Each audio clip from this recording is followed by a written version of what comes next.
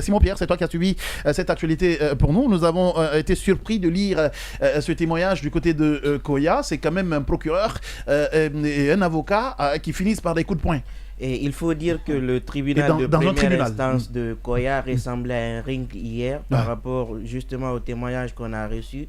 Moi, j'ai lu cet article sur le site Média Guinée. Il faut dire qu'au cours de ce procès, tout est parti du réquisitoire du procureur. Donc, il fait son réquisitoire et il demande à ce que la dame qui était mise en cause soit condamnée à 5 ans d'emprisonnement et 3 ans de sursis. Et l'avocat, lui, vous savez, c'est un débat contradictoire. Donc, les deux sont des parties au procès. Donc, l'avocat va s'attaquer personnellement au procureur.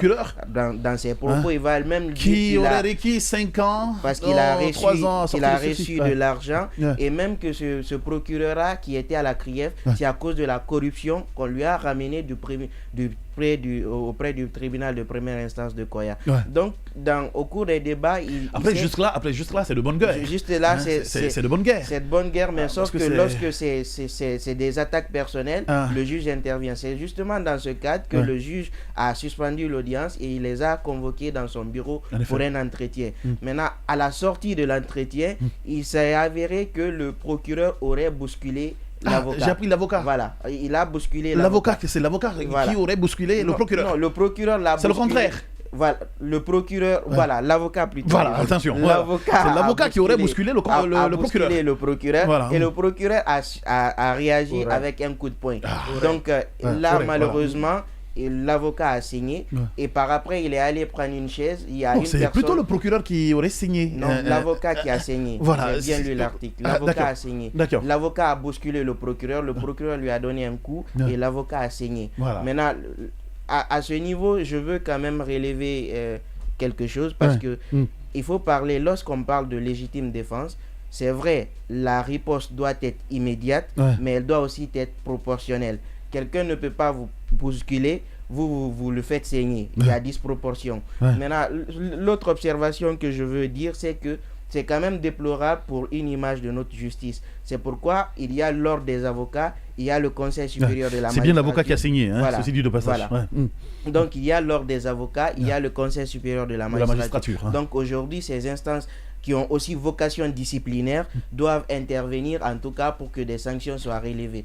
Parce que moi je me dis aujourd'hui, lorsqu'on intègre quand même ces corps-là, on a un statut à protéger. Moi, je me dis généralement, on ne se rend pas justice. C'est pourquoi il y a des voies de recours. Quand même, mais aller jusqu'à ce point,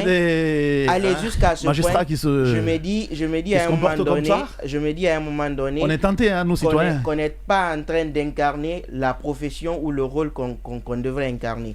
Aujourd'hui, moi, je me dis que c'est pas une bonne image pour ces étudiants qui sont en fac de droit, qui aimeraient ressembler à ces avocats, qui aimeraient ressembler à ces procureurs. C'est une mauvaise image. Yacine Porlé, je te pose cette question en 1 minute. Normalement, le ministre Charles devait de toutes les façons se bouger avant que... Est-ce que ça c'est son problème? Est-ce que ça le concerne directement? Je ne pense pas. D'accord. Alors moi, je dis que c'est quand même surprenant, c'est choquant, mais il faut faire attention.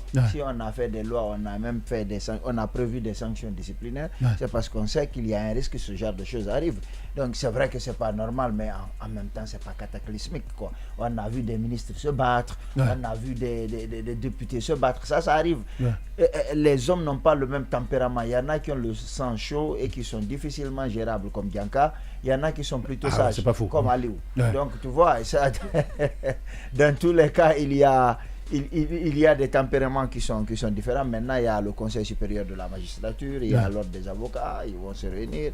Maintenant, on va voir, est-ce que l'avocat a fait exprès de bousculer le procureur ou bien ce n'était pas intentionnel? Est-ce qu'il y avait... Parce que parfois c'est électrique entre défense et ministère public, parfois c'est électrique. C'est pourquoi je parlais de bonne guerre. Mais normalement ça devrait rester là. Après les plaidoiries, ils doivent se retrouver et passer à autre chose. Parce que parfois... celui qui était de la défense peut se retrouver encore partie civile et défendre les mêmes intérêts à peu près que le procureur. En effet. Je dis que c'est quand même dommage, mais il y a des sanctions sont prévues, c'est parce qu'on est conscient que ce genre de choses peut arriver. Bien. Donc, voilà.